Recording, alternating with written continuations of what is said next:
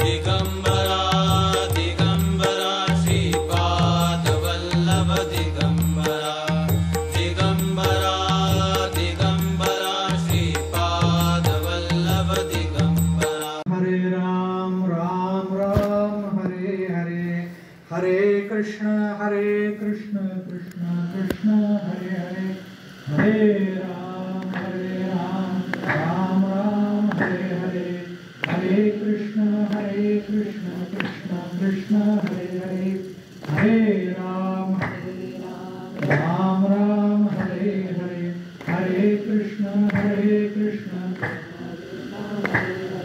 हरे राम राम राम हरे हरे, हरे कृष्ण कृष्ण कृष्ण हरे हरे, हरे राम राम राम हरे हरे, हरे कृष्ण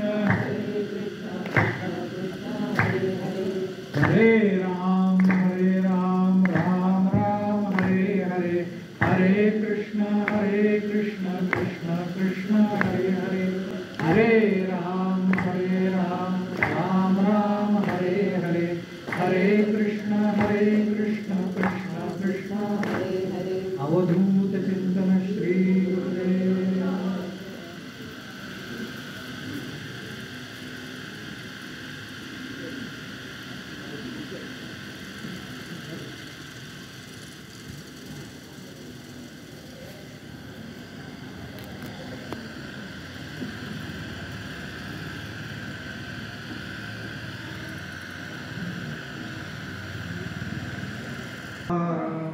पंढरीनाथ महाराज की जय। भगवत पूज्यपा श्रीमदाद्य शंकराचार्य स्वामी महाराज की जय। सद्गुरु योगीराज श्री मामा महाराज की जय। सद्गुरु मातु श्री ताई महाराज की जय। अवधूत चिंतन श्री गुरुदेव।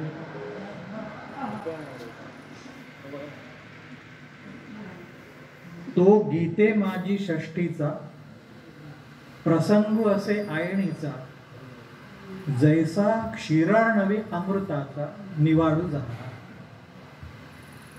ज्ञानेश्वरीमध्ये 6व्या अध्यायावरची माऊलींची टीका, त्यातल्या प्रस्तावनेमधली महत्वाची ओळी आहे.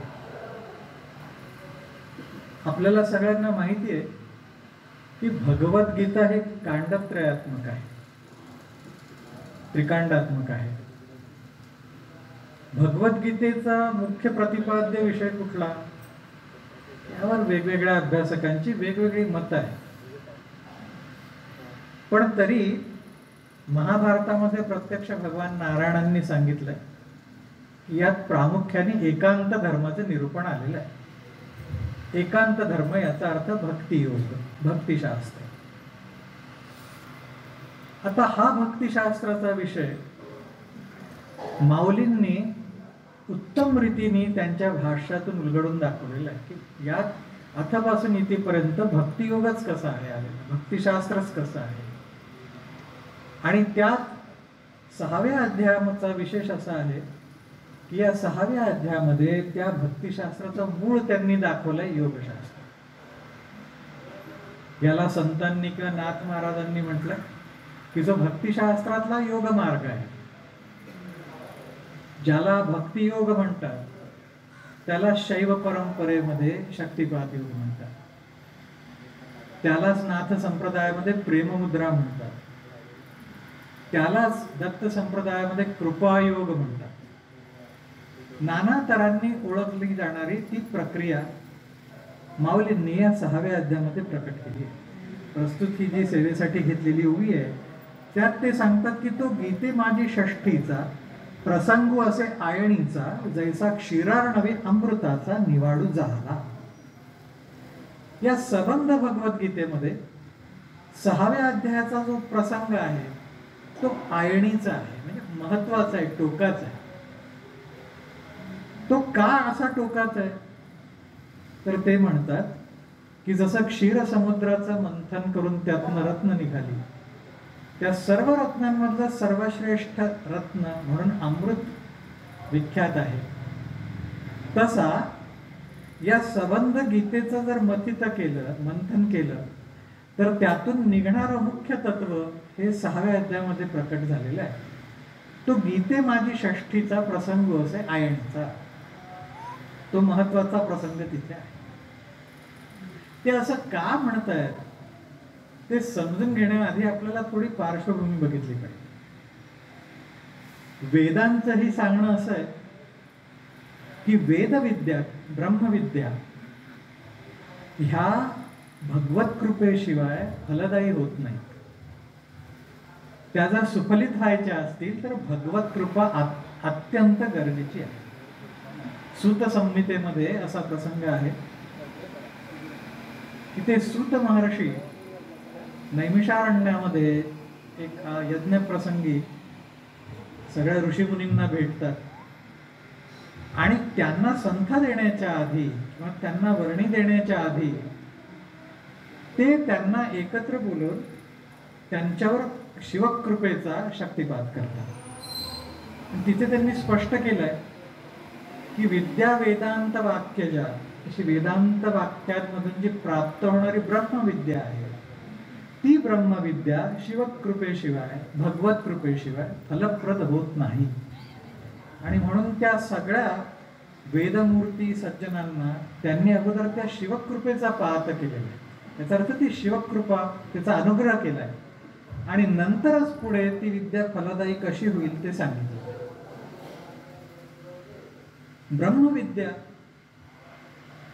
किंवा वेदविद्या ही एकच आहे. मुंडक उपनिषदामध्ये असा वर्णन आहे त्याचं की द्वे विद्ये वेदितव्ये पराच अपराच. ज्या काही विद्या सांगितल्यात वेदांनी त्या दोन प्रकारच्या, एक पराविद्या आणि अपराविद्या. ज्या विद्येने आत्मसाक्षात्कार होतो, परब्रह्माची अनुभूती येते, तिला म्हटलं पराविद्या. आणि तिच्या व्यतिरिक्त इतर सर्व विद्या आहेत त्या अपराविद्या आहेत. पण जगामध्ये कुठलीही विद्या तुम्हाला प्राप्त होऊन ती जर फलदायी व्हायची असेल तर त्या प्रत्येक विद्येबरोबर त्या विद्येचे जे निष्णात आहेत, आचार्य आहेत, त्या आचार्यांची कृपा व्हावी लागते. आणि ह्या ज्या समस्त कृपा परंपरा आहेत त्याला शक्तिपातच म्हटलं जातं. शास्त्रांनी असे 72 प्रकारच्या शक्तिपात प्रक्रिया सांगितलेल्या आहेत. जसं एखाद्याला श्रीविद्याची प्राप्ती करून घ्यायची आहे, ती श्रीविद्या सुफलित होण्यासाठी त्या श्रीविद्येच्या आचार्यांकडून विधिवत शक्तिपाताची दीक्षा होणं गरजेचं आहे. तसं वेदसिद्धी होण्यासाठी, वेदमंत्र फलप्रद होण्यासाठी शिवकृपेची किंवा भगवत कृपेची गरज सांगितलेली आहे. आता इथे तर प्रत्यक्ष ब्रह्मविद्येचा प्रसंग चाललेला आहे.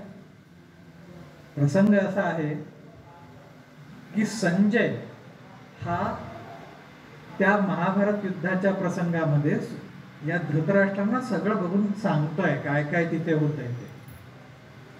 आता या 6व्या अध्यायाची सुरुवातच अशी आहे, तिथे माऊली म्हणतात मग संजयो म्हणे रायाते, किंवा मग रायाते म्हणे संजयो जो, तोची अभिप्राय अवधारी जो, श्रीकृष्ण सांगती आता जो योग रूप. अत्यंत महत्वाचा प्रसंग या 6व्या अध्यायामध्ये भगवंत सांगणार आहेत. भगवंतांना ब्रह्मविद्येचा उपदेश पार्थाला करायचा आहे, त्याला अधिकाराने शक्तिपात द्यायचा आहे. आणि म्हणून त्यासाठी त्यांनी हा गीतेचा प्रसंग उत्पन्न केलेला आहे. आता पहा, विचार करा की पार्थासारखा अधिकार, जो नरनारायणांपैकी नराचा अवतार आहे, पार्थ अर्जुन,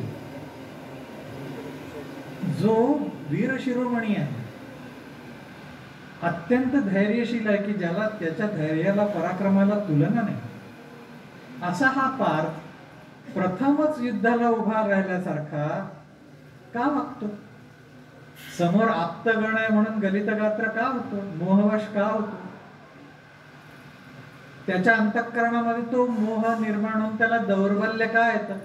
सीदंती मम गात्राणी मुखांच परिशिष्यत, का अशी अवस्था त्याची का होते? तर याचं कारण माऊलींनी संकेताने दाखवलेलं आहे की भगवंतांनी ते मुद्दाम निर्माण केलं. कारण भगवंतांना असं हवंय की या पार्थाने स्वमुखाने ब्रह्मविद्या विचार. परमार्थाचा असा नियम आहे की विचारल्याशिवाय देता येत नाही. परमार्थ कोणी विचारल्याशिवाय कधीही सांगू नये असा नियम आहे.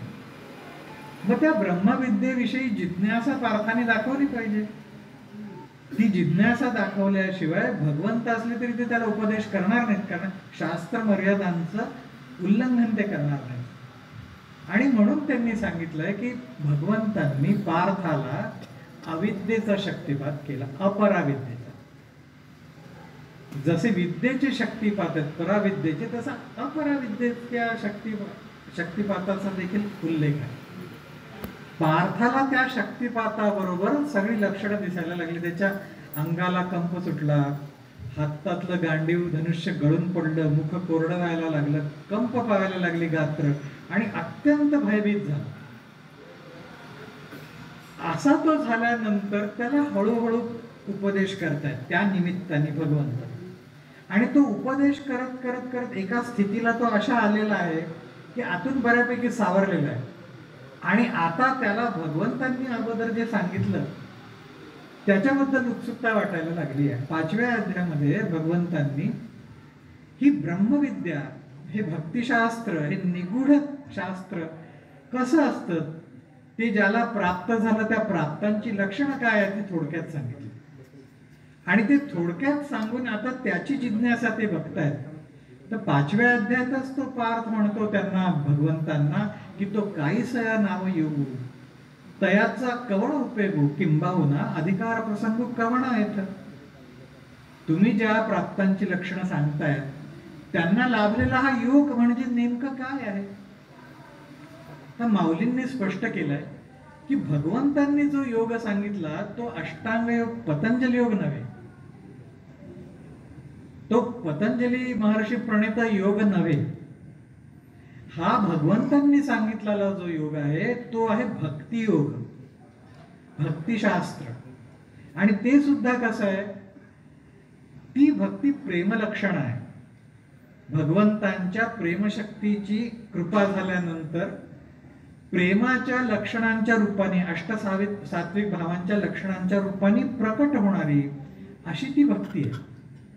ती भक्ती ज्ञानोत्तर आहे. ती ज्याला प्राप्त होते त्याच्या ठिकाणी पहिल्यांदा ती आवश्यक त्याप्रमाणे शुद्धिक्रिया करून विवेक उत्पन्न करते. विवेकाने वैराग्य, वैराग्याने ज्ञान स्थिर होतं, त्याला ज्ञानप्राप्ती होते. आणि ती ज्ञानप्राप्ती झाल्यानंतर तीच पराभक्ती त्याच्या अंतःकरणामध्ये पैस पावते, प्रसारित व्हायला लागते, विस्तारित व्हायला लागते.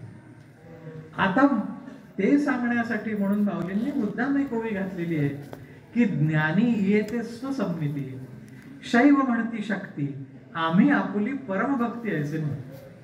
ज्याला शैव संप्रदायामध्ये भगवान शिवांची पराशक्ती म्हटलेलं आहे, भगवती म्हटलेलं आहे, जिला ज्ञान योगामध्ये स्वसंमिती म्हटलेलं आहे, स्वतः सिद्ध चैतन्य शक्ती, चित शक्ती म्हटलेलं आहे, तिलाच आम्ही परमभक्ती असं म्हणतो. तीच ही भक्तीची दीक्षा आहे. देवर्षी नारद महर्षींनी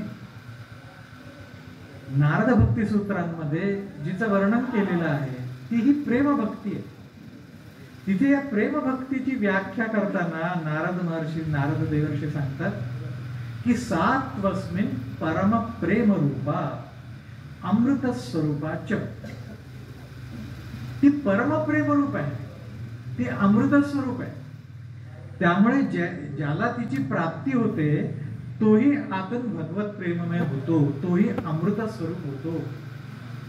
ते संकेताने दाखवण्यासाठी माऊलींनी इथे मुद्दाम प्रयोग केला की तो गीते माझी षष्टीचा प्रसंग असे आईणीचा जैसा क्षीरार नव्हे अमृताचा निवाडू झाला. जसा क्षीर सिंधू मधून अमृत निघालं तसं या सर्व प्रकारच्या पराविद्येचा साक्षात्कार करून देणाऱ्या मार्गातून निघालेलं अमृत ही ती प्रेमशक्ती आहे. सात्वस्मिन् परम प्रेमरूप अमृत स्वरूपाची. ती ज्याला प्राप्त होते, ज्याच्यावर तिचा अनुग्रह होतो, पाहता होतो, तो अंतर्बाह्य अमृत स्वरूप होतो, तो प्रेमस्वरूप होतो, तो पराशक्तिमय होतो, तो भगवत रूप होतो, तो परब्रह्म रूप होतो. हा शक्तिपात, ही परंपरा पार्थाला देण्यासाठी म्हणून भगवंतांनी माया उत्पन्न केलेली आहे.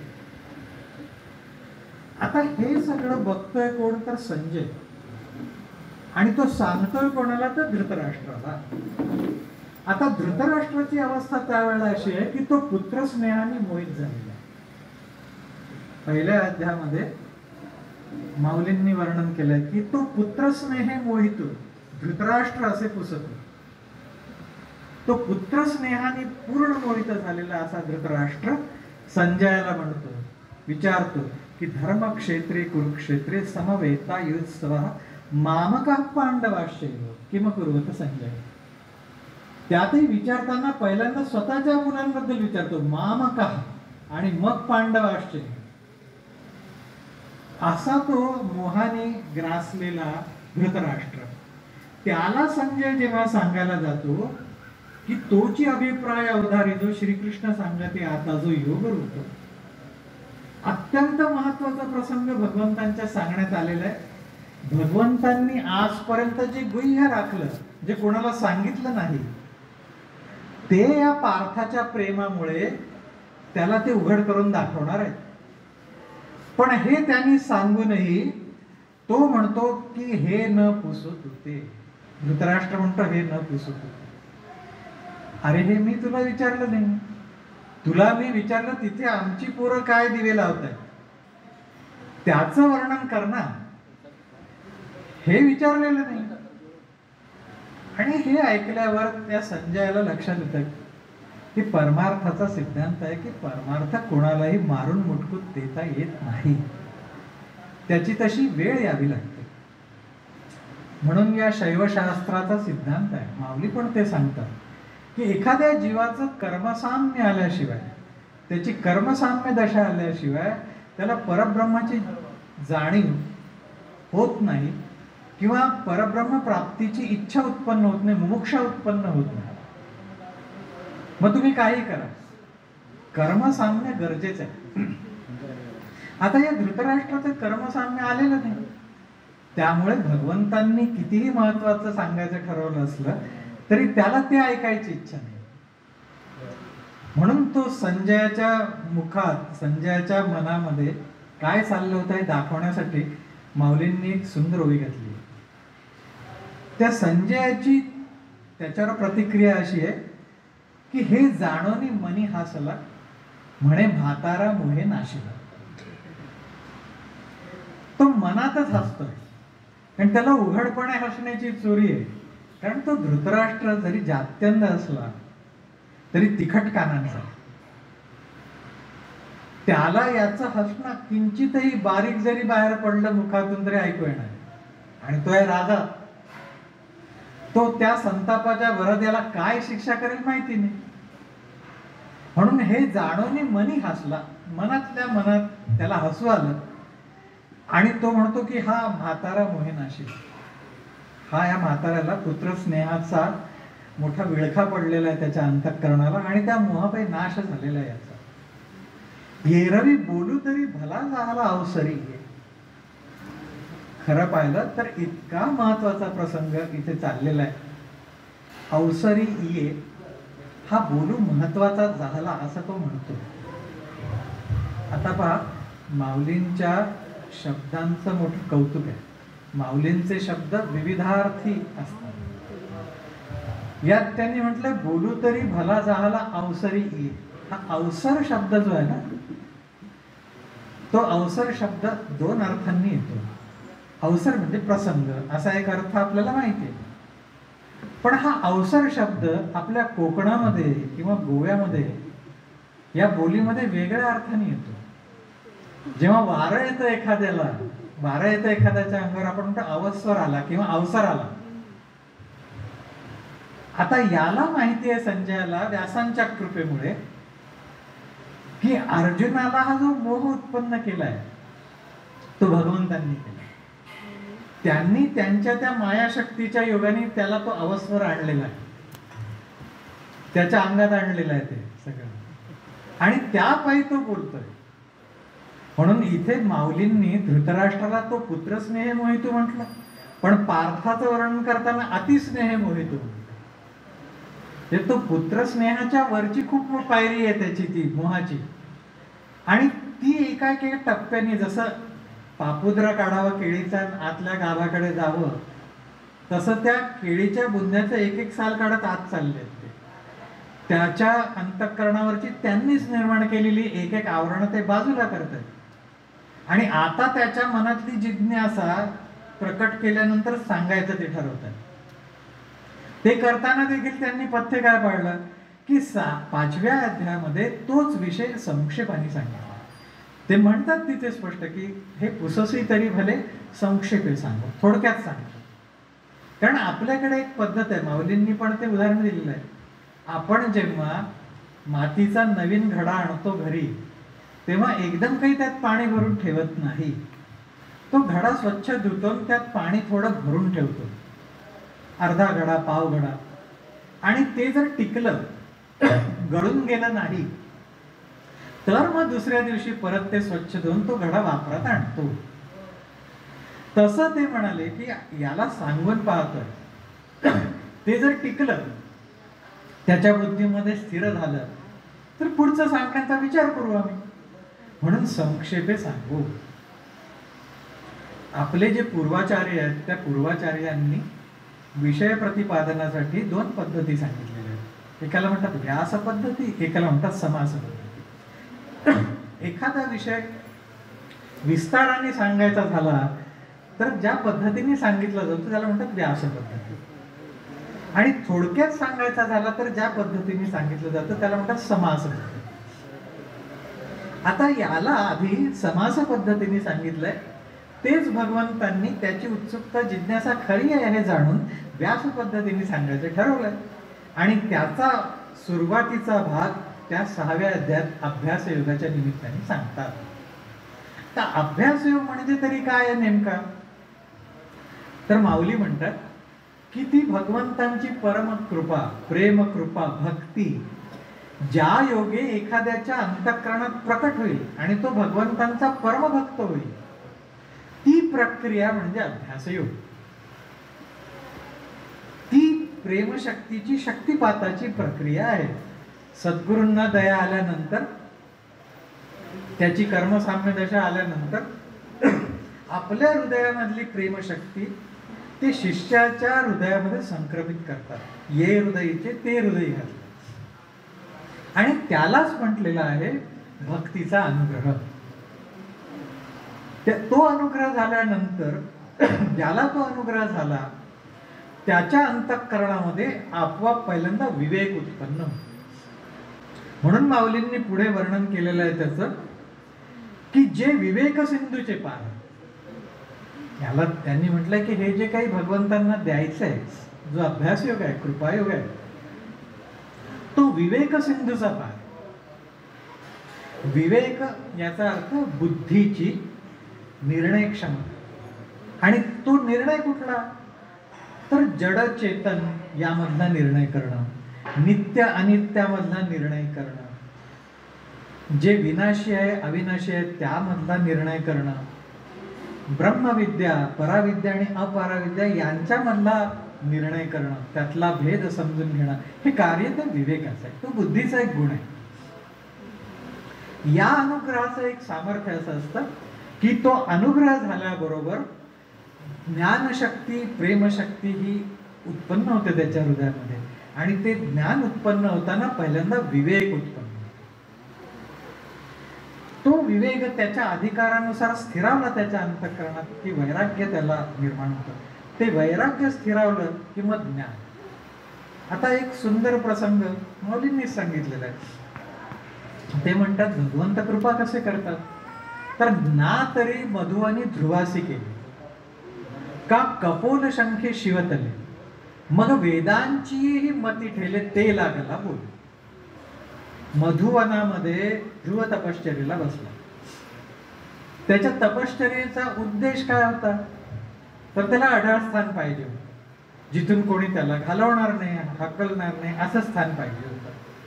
त्या पित्याने जो अपमान केला मातेच्या त्या सांगण्यावरनं, सावत्र मातेच्या, त्यामुळे त्या क्रोधामध्ये तो तपश्चर्येला बसलेला होता. पण भगवंत त्याची आर्तता बघून प्रसन्न झाले आणि प्रसन्न झाल्यावर त्यांनी समोर प्रकट होऊन त्या ध्यानस्थ बसलेल्या ध्रुवाला डोळे उघडायला सांगितले. त्यांनी डोळे उघडले, समोर भगवंत होते. भगवंतांनी मोठ्या प्रेमाने, करुणेने आपल्या हातातल्या शंखाचा स्पर्श त्याच्या गालाला केला. कपोल शंखे शिवतले. आणि तो जो शक्तिपात केला, कृपा केली, त्या कृपेचं फळ असं दिसायला लागलं की मग वेदांचीही मती ठेले ते लागायला. परब्रह्माबद्दल सांगताना, परब्रह्माचा निर्णय करताना जिथे वेदांचीही मती थोकडी पडते, कमी पडते, त्या परब्रह्माचं वर्णन करता येत नाही, न इति न इति म्हणून थांबतात, त्या परब्रह्माची प्रत्यक्ष वर्णनपर स्तुती तो ध्रुव करू लागला. हा इतका अजब प्रभाव त्या कृपेचा होता. तर तशी कृपा भगवंतांना पार्थावर करायची, किंवा ते किंबहुना त्याच्यापेक्षा सरस. ध्रुवाला तर केवळ ज्ञानाचा शक्तिपात केला, इथे त्या पार्थाला ज्ञानाचा आणि प्रेमाचाही शक्तिपात करायचा आहे. म्हणून त्याची पूर्वतयारी करून घेत आहे. पार्थाला कर्मसाम्याचा प्रश्न नव्हता, तो उत्तम अधिकारीच होता, फक्त देण्याचा अवकाश आहे. जसं माऊलींनी उदाहरण दिलेलं आहे की तेल वात घातलेला एखादा दिवा असतो ना, तो दुसऱ्या दिव्याने पटकन पेटवता येतो. पण हीच रिकामी पणती असेल तर काही उपयोग नाही. त्याला पूर्व तयारी लागते. त्या पणतीमध्ये तेल असावं लागतं किंवा तूप असावं लागतं, वात असावी लागते, ती भिजावी लागते तेलामध्ये, त्या घृतामध्ये, आणि मग दिवा जवळ नेल्यावर ती पेटते. ती पेटताना देखील कशी, तर मूळ जो दिवा आपण जवळ नेतो त्याची ज्योत आधी खाली झुकते, ती समोरची वात पेटवते, मग ती ज्योत तयार होऊन दोन्ही ज्योती ऊर्ध्व वरच्या बाजूने. यालाच म्हटलंय शक्तिपात. पात म्हणजे झुकणं. आधी कृपा शक्ती ती झुकते, वागते त्या शिष्यावर कृपा करण्यासाठी, आणि त्याच्या मूलाधारातली सुप्त शक्ती घेऊन ती वर होते, ऊर्ध्व होते. या प्रक्रियेला शक्तिपात. आता या शक्तिपातासाठीच हा भगवंतांनी सगळा प्रपंच मांडलेला, त्याला माया वश केलं. आणि पार्थासारखा तर भगवंतांनीच त्या अविद्येचा शक्तिपात केल्यानंतर, माया प्रस्थापित केल्यानंतर त्याच्या हृदयात तो पूर्ण मोहग्रस्त झाला आणि तसाच तो वागायला लागला, तेच बोलायला लागला की हे युद्ध मला नको, मला राज्य नको, मला काही नको. विरक्ती आली त्याला. पण ती विरक्ती ही ज्ञानातून नव्हती, अज्ञानातून आलेली होती, आणि ती भगवंतांना दूर करायची होती. आमचे सद्गुरु मामा एक फार सुंदर गोष्ट सांगायची की हे भगवंतांनी कसं केलं.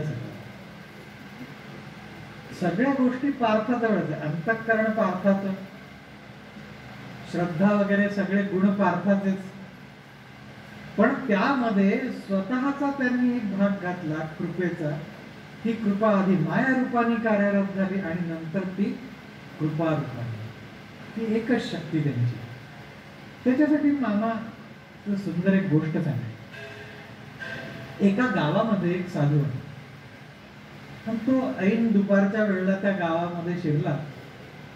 अशी म्हण आहे की जरी झाला संन्यासी तरी 12 वाजता आवासी. त्या भुकेनी काही संन्याशांनी सोडलेलं नाही. तर त्याला त्या गावात आल्यावर 12 वाजून गेले होते, मध्यान्ह होऊन गेला होता, भूक लागली. भिक्षा मागून पाहिली 4 घरी, पण कुणीही त्याला भिक्षा दिली नाही त्या साधूला. मला ठीक आहे. मग मुद्दाम त्यांनी अशी एक गल्ली बघितली की ज्या गल्लीमध्ये जवळ खूप घर आहेत, चांगली घर आहेत. तर एका घराची त्यांनी कडी वाजवली. म्हणाला, कृपा कराल का, मला जरा थोडा विस्तव द्याल का, थोड्या काटक्या द्याल का, मला इथे चूल मांडायची. ती बाई म्हणाली, देते तुम्हाला, काही हरकत नाही, पण काय करणार आहात तुम्ही. तो म्हणाला, तुम्ही पातेला थोडं पाणी पण द्या, माझ्याजवळ एक दगड आहे, त्या दगडाची खिचडी करून मी खाणार. तर त्या बाईला मोठी उत्सुकता निर्माण झाली.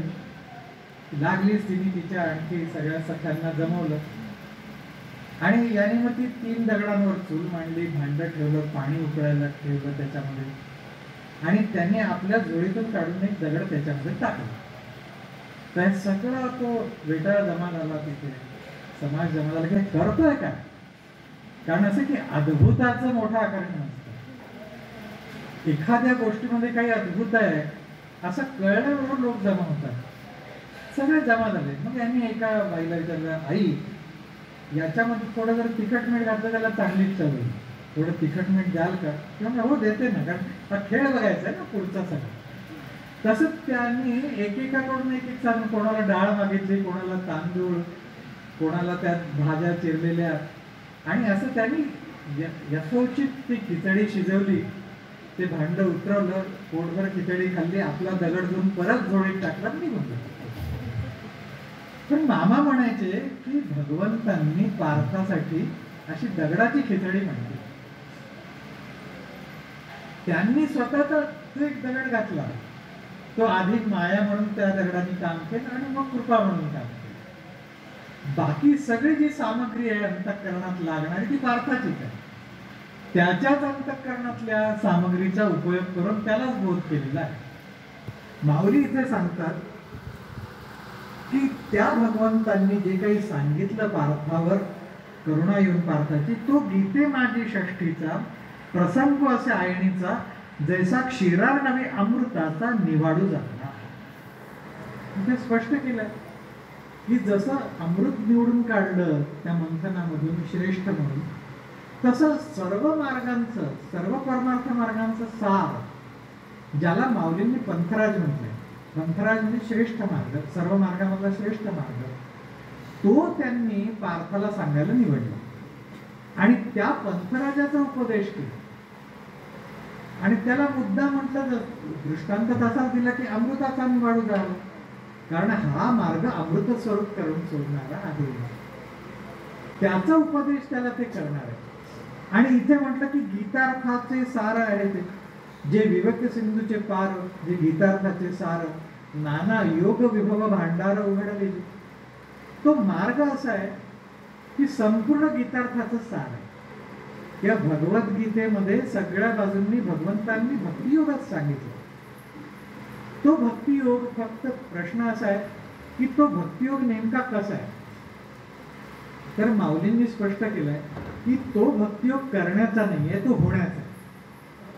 जे आपण एखाद्या देवतेची आराधना करतो, उपासना करतो, पूजा अर्चा करतो, तर ती उपासना आराधना म्हणजे काही भक्ती नव्हे, ती उपासनाच आहे. भक्ती त्याला केव्हा म्हणून, जेव्हा त्याला त्या आराध्य देवतेचं आणि स्वतःच्या एकरूपत्वाचं ज्ञान होईल. त्या ज्ञानानंतर, त्या अद्वैत ज्ञानानंतर तू जी करेल ती भक्ती आहे. कारण भक्ती ही ज्ञानोत्तर ज्ञानानंतरच होते. जिथे भक्त आणि भज्य, भजक ही त्रिपुटी मावळते, भजन भज्य भजक त्रिपुटी मावळते, ती भक्तामध्येच तदाकार होते, एकरूप होते, लय पावते. तिथेच ती खरी भक्ती प्रकट होते. आणि ती भक्ती पार्थाला द्यायची आहे. आणि तीच भक्ती या गीतेचा प्रतिपाद्य विषय, भगवद्गीतेचा. तेच त्यांनी ठिकठिकाणी सांगितलं. आणि म्हणून त्यांनी एक उल्लेख केलाय माऊलींनी की श्रीकृष्ण सांगते आता जो योग रूप, ही भक्ती योगरूप आहे. याचं कारण असं आहे की या कृपायोगाला महायोग असं देखील म्हटलं जातं. आणि महायोगाचं वर्णन असं केलंय की या महायुगातच लययोग, हठयोग, भक्तियोग इत्यादी सर्व मार्गांचा समावेश होतो. सर्व त्यातच आहे, एका कृपायोगातच सगळं आहे. फक्त जो समोरचा अधिकारी आहे त्याच्या अधिकारानुसार एक एक गोष्टी प्रकट होतात. आता समजा एखादा योगाचा अधिकारी आहे, तर ही दीक्षा झाल्यानंतर पहिल्यांदा त्याच्या ठिकाणी योगाची चिन्ह, योगाची लक्षणं निर्माण होते. आणि मग त्यातनं आत्मसाक्षात्कार होऊन ज्ञानानंतर मग भक्तीचा आविर्भाव होईल. एखादा कर्ममार्गाचा अधिकारी आहे, तर आधी कर्मनिष्ठ त्याच्या अंतःकरणात उत्पन्न होईल आणि त्या कर्ममार्गामधून तो प्रेममार्गाकडे जाईल, ज्ञानमार्गाच्या मार्फत. तर असं ज्याच्या त्याच्या अधिकारानुसार तो निर्माण होणार. म्हणजे योगरूप याचा अर्थ असा आहे की या कृपायोगामध्ये कर्मयोग आहे, कर्मयोगच आहे, ज्ञानयोग आहे, भक्तियोग आहे, संन्यास योगही त्यातच आहे. सगळे योग एकवटलेले आहेत. फक्त भगवंतांनी त्या त्या योगाचं वेगवेगळं वर्णन केलंय, पण मुळात हे एकच आहे. जे आपण समजा एखाद्या गावाला जायला निघालो तर त्या गावाला जाताना वाटेत आणखी वेगवेगळी गावं लागतात. तसं या पंथराजावर याचा शेवटचा मुक्काम काय, तर भगवत प्रेमाची परिपूर्ण प्राप्ती, भगवत भक्तीची परिपूर्ण प्राप्ती. पण वाटेत जाताना जशी गावं लागतात तसा वाटेत कर्मयोग, हठयोग, ज्ञानयोग, लययोग इत्यादी सगळे टप्पे लागतात. पण अंतिम गंतव्य काय, तर ते भक्तियोग, भक्तीची प्राप्ती, परमप्रेमाची प्राप्ती. आणि ती या पार्थाला भगवंतांनी इथे सांगण्याचं प्रयोजन आहे त्यांचं, ते सांगणार आहे. त्याचं विवरण करताना माऊली सांगतात की नाना योग विभव भांडार उघडले. हा मार्ग असा आहे की इथे योगाने प्राप्त होणारं वैभव देखील आहे. विभव म्हणजे वैभव. नाना योगरत्न, सिद्धिरत्न या मार्गामध्ये आपण प्रकट होतात. आता एक गमतीचा भाग यात असा आहे की या योगामध्ये प्रत्यक्षात तो साधक काही योग करत नाही, अष्टांग योग करत नाही. त्या शक्तीमुळे, भगवत कृपेमुळे जे काही त्याला व्हायचं ते आपोआप होत असतं. हा होणारा मार्ग आहे. आणि त्याच्या अंतःकरणाची शुद्धी करत करत ती शक्ती जाते. त्यामुळे जशी जशी शुद्धी होईल तसं त्याच्या अंतःकरणामध्ये भगवंतांच्या तेजाचं प्राकट्य. आणि हे भगवत तेज सर्व सिद्धी लक्षणांनी संपत. माऊलींनी वर्णन केलंय की ज्याचं अंतःकरण भगवन्मय होतं, ज्याचं अंतःकरण कृष्णमय होतं, तै संकल्पाचे अंगण ओळगती सिद्धी. त्याच्या संकल्परूपी अंगणामध्ये सिद्धी येऊन सेवा करतात. त्यामुळे या मार्गाने तो जसा जसा जातो नाना सिद्धी, योगातले चमत्कार त्याच्या समोर आपोआप प्रकट होतात. आणि याला त्या साधना मार्गातल्या अनुभूती म्हणतात. या अनुभूतींशिवाय त्याला साधना मार्गाची गोडी लागत नाही, ती लागणार नाही. एखाद्याला जर आपण सांगितलं की बाबा रे अमुक एक गोष्ट कर, तर तो पहिल्यांदा प्रश्न विचारला की यातून मला काय मिळणार, यातून मला काय लाभ होणार. आणि त्या लाभामध्ये जर त्याला गोडी असेल, रस असेल तर तो ते करेल, नाही तर करणार नाही. विनाकारण उपद्रव कोणी करणार नाही, या कलियुगात तर कोणीच नाही. यातून पहिल्यांदा लाभ काय हा विचार. तर ह्याही मार्गात जे साधक येतात ते पहिल्यांदा हेच विचारणार की यातून मला काय प्राप्त होणार. तर महात्म्यांनी, भगवंतांनीच उत्तर दिलंय की तो भगवन्मय होण्याची साधन सामग्री यातून मिळेल. तो भगवत रूप होणार. आणि नुसता भगवत रूप नाही, भगवंतांना जसा भक्त मान्य आहे तसा. माऊलींनी वर्णन केलंय भगवंतांच्या मुखातून. ते सांगतात की ज्याला आतून योग सिद्ध झालेला आहे, त्या योगाबरोबर ज्ञान प्राप्त झालेलं, आणि ज्ञानप्राप्तीनंतर देखील त्याची अशी अवस्था आलेली आहे की बघा तयाही वरी पार्था माझी या भजनी आस्था. एवढी सगळी प्राप्ती होऊनही माझ्या भजनाची गोडी ज्याच्या चित्ताला लागलेली आहे, माझ्या भक्तीची गोडी त्याच्या चित्ताला लागलेली आहे, तया ते मी माथा मुकुट केला. त्याला मी श्रेष्ठ समजतो. मस्तकावरच्या मुकुटासारखं मी त्याला धारण करतो, इतका तो मला प्रिय आहे. असा त्यांनी समे भक्ता समे प्रिय, तोच भक्त आहे, तोच मला प्रिय आहे म्हणून सांगतो. तर असा भक्त केवळ या भगवंतांच्या कृपाशक्तीनेच तयार होणार आहे. ही कृपाशक्ती कशी प्रकट होते, नारदांनी सांगितलं भक्तिसूत्रामध्ये की मुख्यतस्तु महत्कृपये भगवत कृपालेशाद्वा. भगवत कृपालेशाने प्रकट होते. वा शब्दाने गौणत्व दिलं जातं की भगवत कृपालेशाने पण प्राप्त होते, पण मुख्यतस्तु महत्कृपये, मुख्यतः महात्म्यांच्या कृपेने तिला. एकनाथ महाराज हे सांगतात की कृपेशी स्वतंत्र विराड नाही, जेथे उपजे तो साधू बा. ज्याच्या अंतःकरणातून ही कृपा प्राप्त होते तो साधू असतो. म्हणून साधूंच्या सान्निध्यामध्ये, संतांच्या सान्निध्यामध्ये गेलं असता त्यांच्या कृपेने हे प्राप्त होतं. तशा अधिकारी महात्म्यांच्या सेवनाने, कृपेने, सेवेने हे प्राप्त होतं. आणि ते प्राप्त झालं की आतमध्ये हीच कृपा प्रेमाचा प्रकाश करते. त्याच्या अंतःकरणामध्ये जी भक्ती प्रकट होते तिची लक्षणं पुढे सांगितलेली आहेत नारदांनी. की तो आनंदाने नाचतो, तो अश्रुधारा वाहवतो, अंतःकरणाला रोमांच येतं, तो भगवत गुण गाता गाता बेशुद्ध पडतो वगैरे वगैरे त्याची लक्षणं सांगितली. तल्लक्षणाने वाच्यन्ते नाना मतभेदा.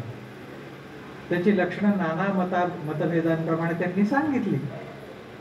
ही अशी प्राप्ती जी आहे त्यात माऊली इथे सांगतात की ते योग विभव भांडार हे त्याचं एक लक्षण आहे. मुख्य त्याला प्राप्ती झाली आहे की नाही एखाद्याला, हे त्याच्या ठिकाणी जी लक्षणं निर्माण होतात त्याच्यावर न कळतं. आता पहा, एखाद्याने व्यायामशाळा जॉईन केली आणि त्यांनी सांगितलं की आता मी पैलवान झालेलो आहे, तर त्यांनी मी पैलवान झालोय असं जरी म्हटलं तरी तशी लक्षणं नको का दिसायला? तसं शरीर तयार दिसलं पाहिजे, दंड मांड्या तशा जरा तयार दिसले पाहिजे, स्नायू तिथले. ते जर दिसत नसतील, हा हाडांचा मूर्तिमंत सापळा, तर मग हा पैलवान कसा झाला? काही अर्थ नाही ना त्याला. तू जे काही केलं ते वाया गेलं असा त्याचा अर्थ आहे. जे प्राप्त झालं त्याची काहीतरी लक्षणं दिसली पाहिजे ना. तसं जर त्या भगवत कृपेचा शक्तिपात झाला, त्याचा आविर्भाव झाला, तर त्याची शास्त्रशुद्ध लक्षणं दिसायला पाहिजे. जे अष्टसात्विक भाव सांगितले आहेत ते उमटताना दिसले पाहिजे. भक्तीने जी लक्षणं येतात ती लक्षणं दिसली पाहिजे. नसेल तर उपयोग काय त्याचा? जे एखाद्याने म्हटलं की मी योगाचं साधन करतो आणि योगाच्या लक्षणाशिवाय दुसरंच काहीतरी प्राप्त होत असेल त्याला, तर ते योग्य नाही. एक विनोद मध्यंतरी आला होता की एक बिघडलेला मुलगा होता आणि त्याला सिगरेटचं व्यसन. ते व्यसन काही करून त्याचं सुटत नव्हतं. म्हणून त्याच्या वडिलांनी त्याला एका योगी बाबांच्या शिबिरात घातलं योग शिकायला, की त्या योगामुळे याचं हे व्यसन सुटेल. तो 3 महिने शिबिर करून सगळं ट्रेनिंग घेऊन आला. वडिलांनी विचारलं, तू काय काय तू शिकलास, आता काय करतो? तो म्हणाला, आता सिगरेट ओढायला मला हातांची गरज नाही, पायांनी ओढू शकतो. ही त्या योगाची प्राप्ती आहे का? हे त्या प्राप्तीचं लक्षण आहे का? नाही. तुम्हाला जर खरी प्राप्ती झाली असेल तर त्या प्राप्तीची शास्त्रशुद्ध लक्षणं दिसली नाही. एखाद्याने सांगितलं की मी सिद्ध आहे, त्याने लाख सांगू दे, सिद्धत्वाची काय लक्षणं त्याच्यापाशी आहेत?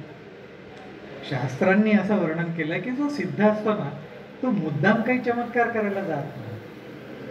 पण भगवत कृपा त्याच्यापाशी अशी प्रकट असते की त्याच्या सान्निध्यामध्ये नाना चमत्कार आपोआप होत असतात, तो न करता. हे तरी दिसलं पाहिजे. तसं इथे माऊली सांगतात की नाना योग विभव भांडार उघडले का? उघडले. या मार्गावरचा जो साधक आहे त्या साधकाच्या ठिकाणी अशी काही ना काही लक्षणं दिसलीच पाहिजे. त्याशिवाय तो त्या सद्गुरु प्रदत्त मार्गाने जातो आहे की नाही हे लोकांना कळणार नाही. आणि म्हणून आपण बघतो की ती अशी दुर्लभ परंपरा, त्या परंपरेतून जर कृपा झाली तर त्या कृपेची लक्षणं आपोआप त्या साधकाच्या ठिकाणी प्रकट होताना आपल्याला दिसतात. ती नाना प्रकारांनी. मग कोणाला सुगंधाची अनुभूती येईल, कोणाला आसनं होतील, कोणाला बंद होतील, कोणाला मुद्रा, कोणाला प्राणायाम, कोणाला भक्तीचे आविर्भाव. त्या शक्तीला त्याच्या अधिकारानुसार जे जे करून घ्यायचे ते ती करून घेते. नाना प्रकारची लक्षणं त्याच्या ठिकाणी दिसतात. आणि अशी लक्षणं जर दिसत असतील तर हे समजलं पाहिजे की तो योग्य मार्गावर आहे. तो त्याच्या ठिकाणी अंतःकरणामध्ये कृपाशक्तीचा, भगवंतांच्या प्रसार सुरू झालेला आहे, विस्तार सुरू झालेला आहे. हे त्यावरून समजेल. आणि म्हणून माऊली सांगतात की तो गीते माझी षष्टीचा प्रसंग असे आयणीचा, जैसा क्षीरा नवी अमृताचा निवाडू. जसं तो अमृताची प्राप्ती त्या क्षीरसमुद्राच्या एवढ्या मंथनाच्या उपद्व्यापातून झाली, तशी भगवंतांच्या प्रेमाची प्राप्ती या सगळ्या साधनेच्या उपद्व्यापातून झाली. हे बघणं गरजेचं आहे. आणि म्हणून तो प्रसंग असे आयणीचा हा 6व्या अध्यायामध्ये जो अभ्यास योग सांगितला तो अत्यंत महत्वाचा आहे. म्हणून माऊली त्याला पंथराज श्रेष्ठ मार्ग म्हणतात. आणि त्याचं एक अत्यंत महत्वाचं लक्षण ते पुढे सांगतात की या मार्गाने गेलं असता अभ्यासाची आपण याते करी, हृदयाते अनुभववरी. हा मार्ग असा आहे की या मार्गाचा अभ्यास हा स्वतःला करतो. हृदयाला अनुभव वरी, तुम्हाला अनुभवाकडे जाण्याची गरज नाही, अनुभव तुमच्यापाशी येतो. एखाद्याने जर शाळेमध्ये गेल्यानंतर अभ्यास करायचं ठरवलं आणि त्या अभ्यासाची देवता समोर प्रकट झाली आणि तिने सांगितलं अरे तुला अभ्यासाची गरज नाही, तुझा सगळा अभ्यास मीच करणार, तर किती आनंदाचा प्रसंग असेल. ज्या विद्यार्थ्यांना अभ्यासाचा कंटाळा आहे त्यांच्यासाठी तर मोठी देणगी येते. तसं माऊली सांगतात की या कलियुगामध्ये ज्यांचं सामर्थ्य नाही की योगाचा अभ्यास करतील, पराविद्येचा ब्रह्मविद्येचा अभ्यास करतील, बुद्धीचं सामर्थ्य नाही, शरीराचं सामर्थ्य नाही, शरीर अनुकूल नाही, अशांना भगवंतांचा एक मोठा वरदान आहे. त्यांच्या कृपेची प्राप्ती झाली म्हणजे झालं. ती प्राप्ती झाल्यानंतर तो अभ्यासच आपल्याला करून घेतो. हृदयाते अनुभववरी, त्याच्या हृदयाला आपोआप अनुभव येऊन वरायला लागतो, वर्ण करतो हृदयाचं. त्याच्या हृदयामध्ये अनुभव स्थिर होतो. आणि असा अनुभव त्याला जेव्हा आतून येतो तेव्हा म्हटलंय की भगवंतांच्या कृपेची प्राप्ती त्याला व्हायला लागली. जसा अमृताचा निवाडा त्या अमृताच्या लक्षणांवरून केला जातो, तसा या कृपेचा निवाडा त्या कृपेच्या लक्षणांवरून केला. माऊली सांगतात की असा हा महत्वाचा गीते माझी षष्टीचा प्रसंग असे आयणीचा. तो संजय सांगतोय धृतराष्ट्राला की हे प्राप्त होणं सोपं नाही, याला जन्मोजन्मीचं शुद्ध पुण्य लागतं. मिश्र पुण्य देखील नाही, शुद्ध पुण्य, की ज्या शुद्ध पुण्यामुळे केवळ परमार्थ मिळतो, भगवत कृपा मिळते. ते पूर्व पुण्य, शुद्ध पुण्य एका विशिष्ट मात्रेमध्ये तुमच्यापाशी साठावं लागतं. ते साठल्याशिवाय हा मार्गच मिळत नाही. संजय म्हणतो धृतराष्ट्राला पहा, त्यातला सांगण्याचा त्याचा अभिप्राय असा आहे की त्या धृतराष्ट्रापाशी ते शुद्ध पुण्य नव्हतं तेव्हा,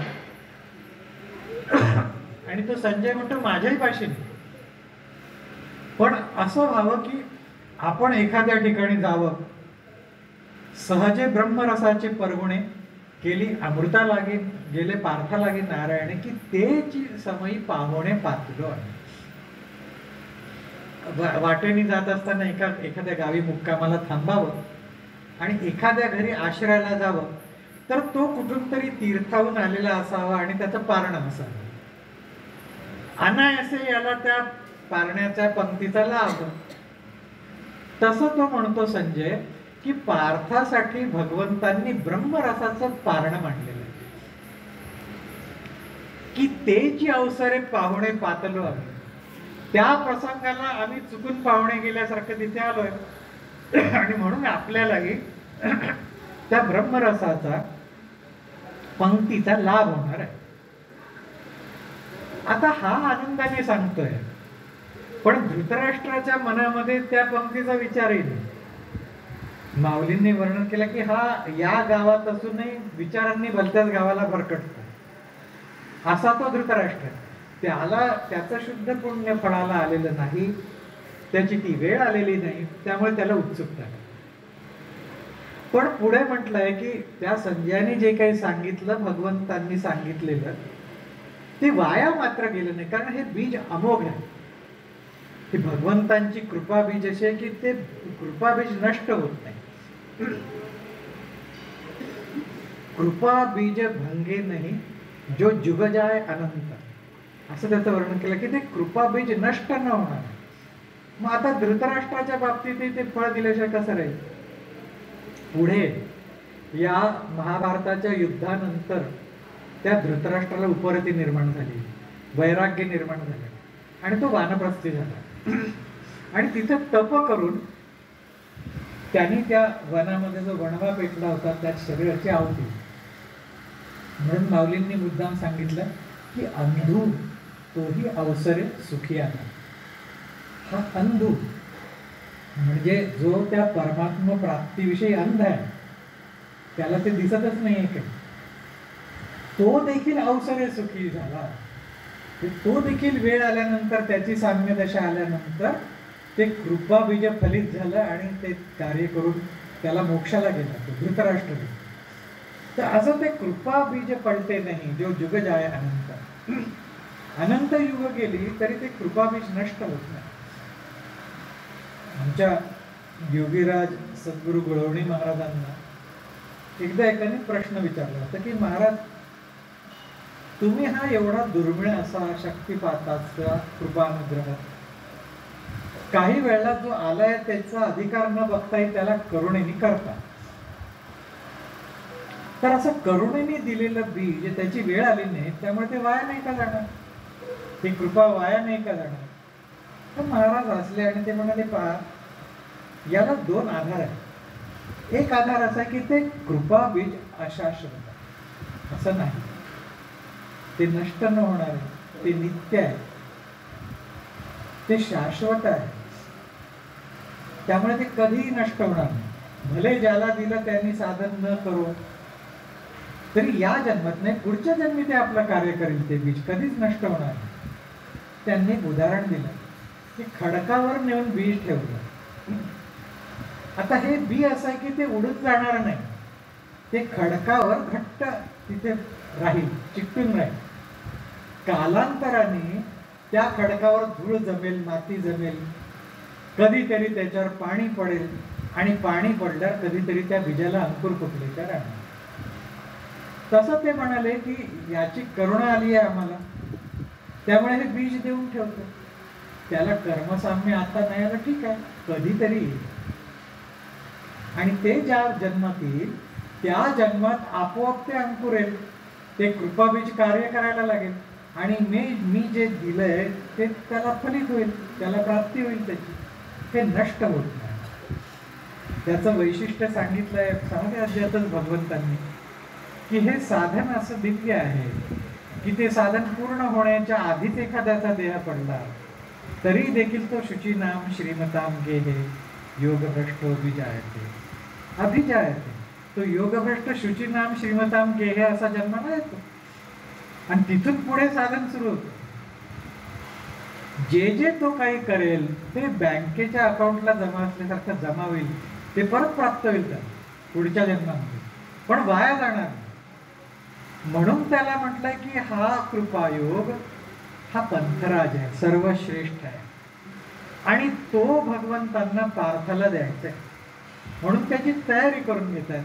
या 6व्या अध्यायामध्ये त्याला हा जो भक्तियोग प्राप्त होतो त्या भक्तियोगातला योग मार्ग कसा आहे, तो कसा प्रकट होतो ते त्यांनी विस्ताराने सांगितलं. म्हणून त्याला अभ्यास योग. तो प्राप्त झाल्यानंतर त्याची लक्षणं कशी दिसतात ती 12व्या अध्यायात सांगितली, भक्तियोग म्हणूनच. आणि परत त्याची प्रचिती आणून देण्यासाठी 18व्या अध्यायामध्ये त्यांनी त्या पार्थाला प्रत्यक्ष कृपा केली, त्याला शक्तिपात केला. त्याचं वर्णन माऊलींनी मोठं गोड केलं. मग सावळा स कंकणो बाहू पसरोनी दक्षिणू आलिंगीला स्वशरणो भक्त राजू. भगवंतांनी त्या पार्थाची करुणा येऊन आपला दक्षिण बाहू समोर केला आणि त्याला आपल्या जवळ ओढलं, त्याला आलिंगन दिलं. आणि जे बोला बुद्धीसी अटक ते द्यावया मिख खेवाचे केले.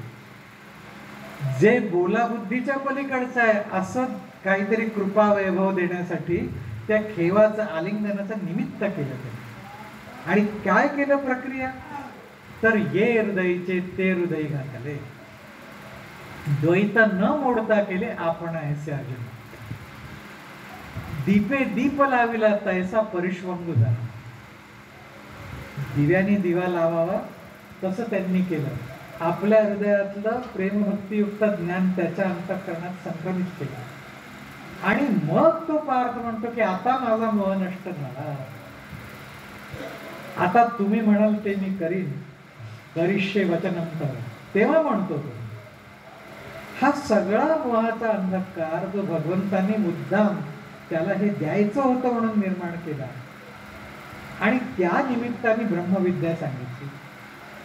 ती ब्रह्मविद्या अनायासे आपल्याला या ज्ञानेश्वरीच्या निमित्ताने मिळाली. ज्ञानेश्वरीच्या निमित्ताने किंवा वेदविद्येच्या निमित्ताने, वेदांताच्या अभ्यासाच्या निमित्ताने, दर्शनांच्या अभ्यासाच्या निमित्ताने शेवटी प्राप्ती कशाची आहे? भगवंताची, ते परब्रह्माची. ही प्राप्ती जर करून घ्यायची असेल तर आपल्याला सद्गुरु कृपा प्राप्त करून घेतली पाहिजे, भगवत कृपा प्राप्त करून घेतली पाहिजे. भगवत पूज्यपाद आचार्यांनी देखील तेच विवेक चूडामणी सारख्या प्रकरण ग्रंथांमधून सगळं तेच सांगितलं की साधूंचा संग, सत्संग आणि त्यांची कृपा ही दुर्लभ. मनुष्य जन्म दुर्लभ आहे, त्यात मुमुक्षा दुर्लभ आणि त्यातही सत्संगती आणि त्यांची कृपा दुर्लभ.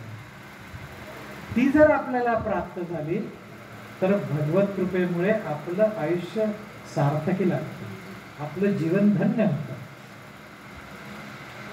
भगवत पूज्यपाद श्रीमद आद्य शंकराचार्यांनी जो उपदेश केला त्यांच्या ग्रंथांमधून, त्यांच्या आधारानेच भगवंतांनी जे मनोगत प्रकट केलंय ते माऊलींनी सांगितलं. भाष्यकारा ते वाट पुसत, त्यांना वाट पुसत पुसत माऊलींनी भाष्य केलेलं आहे आणि विषय आणखी स्पष्ट करून सांगितलेला आहे. म्हणून आपल्याला ह्या आचार्यांच्या कृपेने, भगवत पूज्यपाद श्रीमद आचार्य भगवंत माऊली यांच्या कृपेने जे काही ज्ञान प्राप्त होत आहे, जो संप्रदाय प्राप्त होत आहे, तो अत्यंत महत्त्वाचा.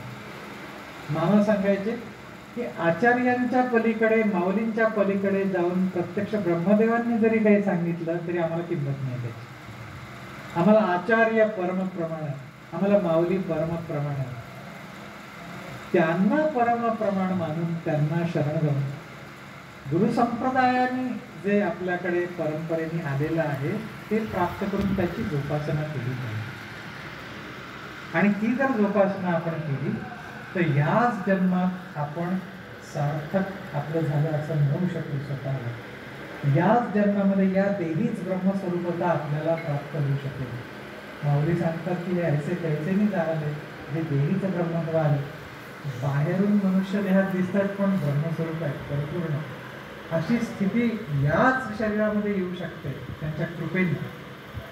ही कृपा आपल्याला संपादन करायची. ती जर कृपा प्राप्त झाली भगवंतांची, सद्गुरूंची, त्या परंपरेची, तर आपल्याला आणखी मिळवायचं काही शिल्लक नाही. आज या निमित्ताने परमसद्गुरू भगवत पूज्यपाद श्रीमद आचार्यांच्या चरणी आपण हीच प्रार्थना करू की त्यांच्या कृपेने आम्हाला तो परमार्थ दीप दिसो, तो परमार्थ मार्ग दिसो.